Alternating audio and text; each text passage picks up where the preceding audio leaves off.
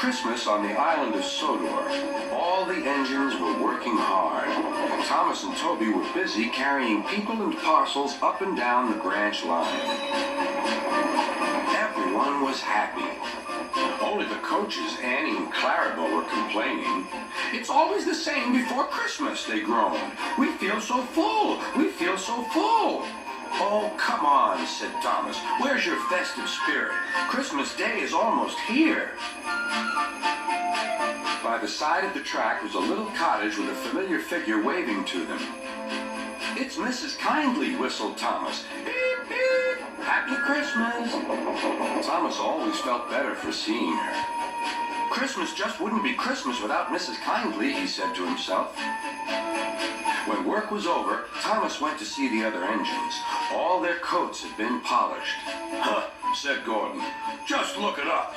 Your driver will have to work fast to get you as smart as us." "Never mind that," replied Thomas. "I've something important to say. Do you realize it's been a whole year since Mrs. Kindly saved us from a nasty accident?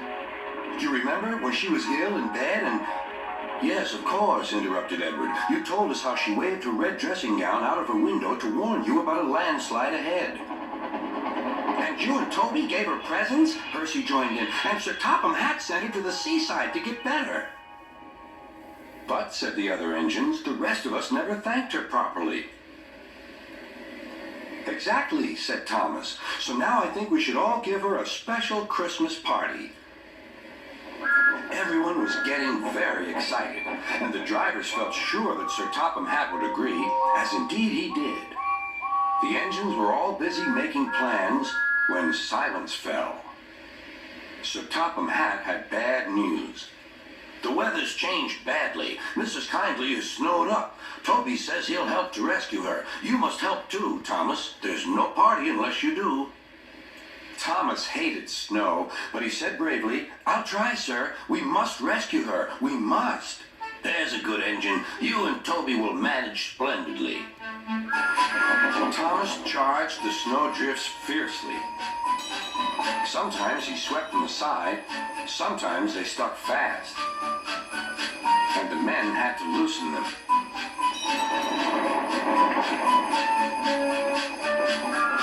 But at the cutting near the cottage, they could go no further. "Look at that!" exclaimed Thomas's fireman. "Beep, beep! Here we are!" An answering wave came from an upstairs window. Then they heard a familiar sound. "That's Terence, the tractor," said Thomas. "He's come to help too." Sure enough, Terence had a snowplow and was working hard to clear a patch to the railroad line and safety. At long last, the rescue was complete. Percy took the tired workmen home. Terence said goodbye to Mrs. Kindly and promised to take care of her cottage as he watched them all set off. The engines made good time. No more snow had fallen, but the yard was dark. There was no one to be seen. Thomas's heart sank. Suddenly, all the lights went on. What a marvelous sight awaited Mrs. Kindly. "Well done," said Sir Topham Hatt. "I'm really proud of you all." Mrs. Kindly especially thanked the smaller engines. "Thomas and Toby are old friends," she said.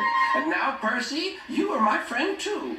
Percy was very pleased. "3 cheers for Mrs. Kindly," he called. "Beep, beep, beep." They all whistled. "We wish you a Merry Christmas, we wish you a Merry Christmas, we wish you a Merry Christmas and a Happy New Year." Thomas the tank engine and his friends thought it was the best Christmas ever, and Mrs. Kindly could think of nowhere she would rather live than here, with them on the island of Sodor.